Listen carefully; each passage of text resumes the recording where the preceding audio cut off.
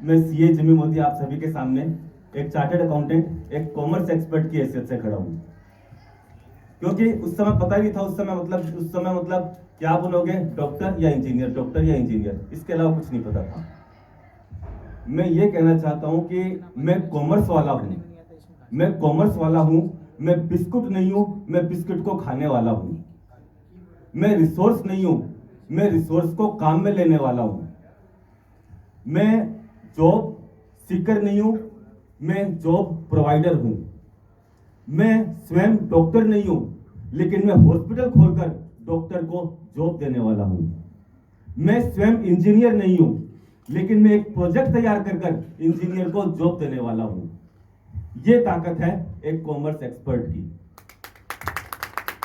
यदि आपको लगता है कि मेडिकल में स्कोप है, आपको लगता है हॉस्पिटल इंडस्ट्री में स्कोप है, तो आपको खुद को डॉक्टर बनने के लिए 7-8 साल खराब करने की क्या जरूरत है?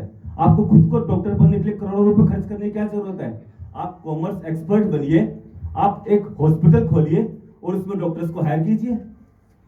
आपको खुद को डॉक्टर बनने की क्या जरूरत है? आपको खुद को इंजीनियर बनने की क्या जरूरत है? डॉक्टर और इंजीनियर बन रहे हैं ना आपके लिए, वो आप ही के लिए तो बन रहे हैं डॉक्टर और इंजीनियर। तो ये ताकत एक कॉमर्स के अंदर होती है, कॉमर्स के एक्सपर्ट के अंदर होती है। सर ने अभी आकाश सर ने एंटरप्रेन्योरशिप स्किल की बात करी कि एंटरप्रेन्योरशिप का मतलब सिर्फ ये नहीं होता कि मैं खुद बिजनेस करूं, मैं खुद एक स्टार्टअप करूं। इसको एक अलग टर्म मैंने इसके बारे में सुना है कि यदि मैं खुद जॉब में भी हूं और मैं खुद कोई स्टार्टअप नहीं कर रहा, लेकिन आपने बहुत अच्छी बात कही, मैं खुद जॉब में भी हूं तो भी मुझे स्किल सीखनी चाहिए। मेरा माइंडसेट वो होना चाहिए कि मैं जिस इंडस्ट्री के अंदर हूं, जिस डिपार्टमेंट के अंदर हूं, उसमें जो भी प्रॉब्लम्स आती है उस प्रॉब्लम्स को मैं खुद भी सॉल्व कर सकूं। क्योंकि अल्टीमेटली एक टीम वर्क होता है।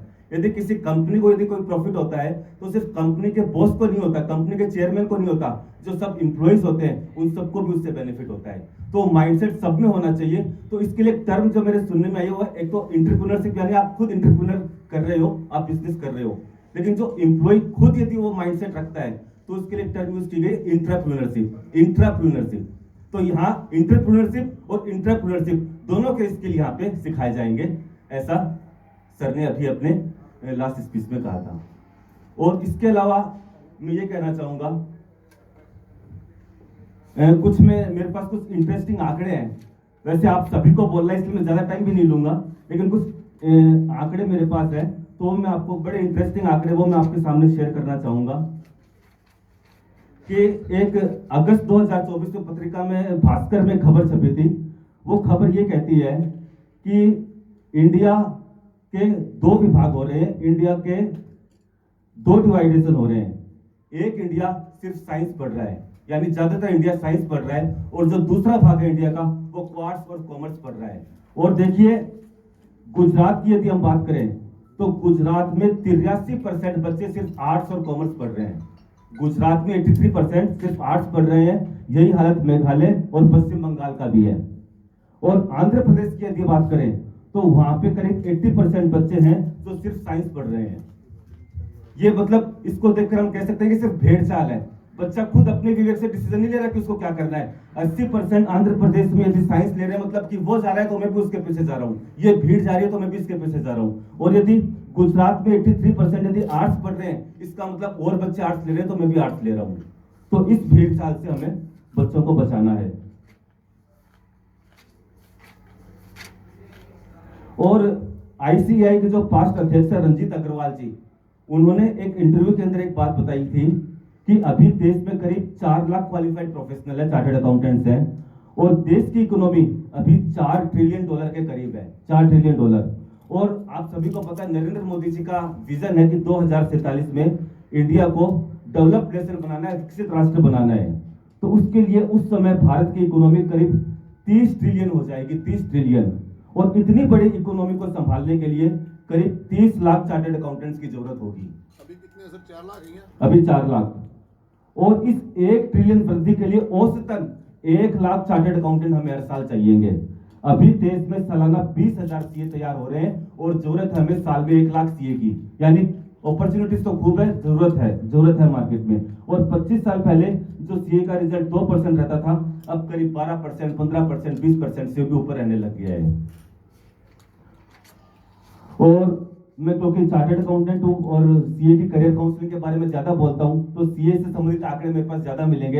एक और लास्ट आपको एक इंपॉर्टेंट आंकड़ा मैं बताना चाहूंगा कि जो स्टूडेंट्स का जो रजिस्ट्रेशन है, वो जो पीछे के 5-6 सालों में जो हुआ है, करीब 1 लाख, फिर अगले साल 1.25 लाख, फिर उसके बाद 1,30,000, वित्त वर्ष 23-24 के अंदर ये आंकड़ा करीब डबल हो गया है, 2,80,000 के लगभग। यानी 22-23 से यदि 23-24 की तुलना करें तो सीए के जो रजिस्ट्रेशन हुए हैं वो पिछले साल के मुकाबले डबल हुए हैं। तो यानी कि कॉमर्स में बच्चा रुझान ले रहा है, उसके अंदर अवेयरनेस बन रही है कि कॉमर्स भी एक फील्ड है, हमें कॉमर्स को एक्सपर्टाइज बनना है, कॉमर्स के अंदर एक्सपर्टाइज हमको हासिल करनी है। तो इसके प्रति जो मोदी वर्ल्ड स्कूल का जो विजन है, और हम सभी इसका प्रयास कर रहे हैं कि बच्चों को सही मार्गदर्शन मिले। डॉक्टर बनो, इंजीनियर बनो, देश में सबको जरूरत है, लेकिन ये चेक करके कि वास्तव में आपके अंदर वो स्किल है क्या, वो टैलेंट है क्या, तब आप डॉक्टर भी बनो, इंजीनियर भी बनो और कॉमर्स एक्सपर्ट भी बनो। जो भी आपको सही गाइडेंस मिले उसके अकॉर्डिंग आपको काम करना है। सर ने एक बात कही थी, म्यूचुअल फंड में जब हम इन्वेस्टमेंट करते हैं तो एक ऑफर डॉक्यूमेंट पढ़ने की बात की जाती है, रीड ऑफर डॉक्यूमेंट केयरफुली।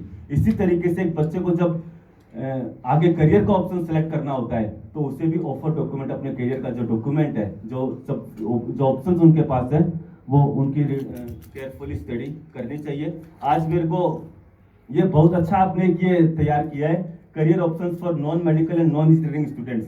इसका मैंने पूरे रीड आउट किया था, बड़ा अच्छा प्रेजेंटेशन इसके अंदर है, बड़े अच्छी तरीके से सभी जो भी ऑप्शंस अवेलेबल है बच्चों के पास वो इसके अंदर दे रखे हैं। तो हर स्टूडेंट के पास ये पेज होना चाहिए, हर जिसको भी करियर का ऑप्शन लेना है, तो करियर सेलेक्ट करना है, उसके पास ये पेज होना चाहिए, जिससे वो देख सके कि इसके अंदर क्या उसके लिए बेटर फील्ड उसके पास ऑप्शन अवेलेबल है। तो अब लास्ट में मैं यही कहूंगा कि ये जो मोदी वर्ल्ड का जो इनिशिएटिव है, रवि सर, आकाश सर, मोहित सर, कोडाराम सर और इनकी जो पूरी टीम, दिलीप मोदी सर, इनकी जो पूरी टीम इस विजन के साथ जो आगे बढ़ रही है, यस, जिसका फुल फॉर्म है यंग एंटरप्रेन्योरशिप स्किल, तो यस को मेरी यस है। Thank you.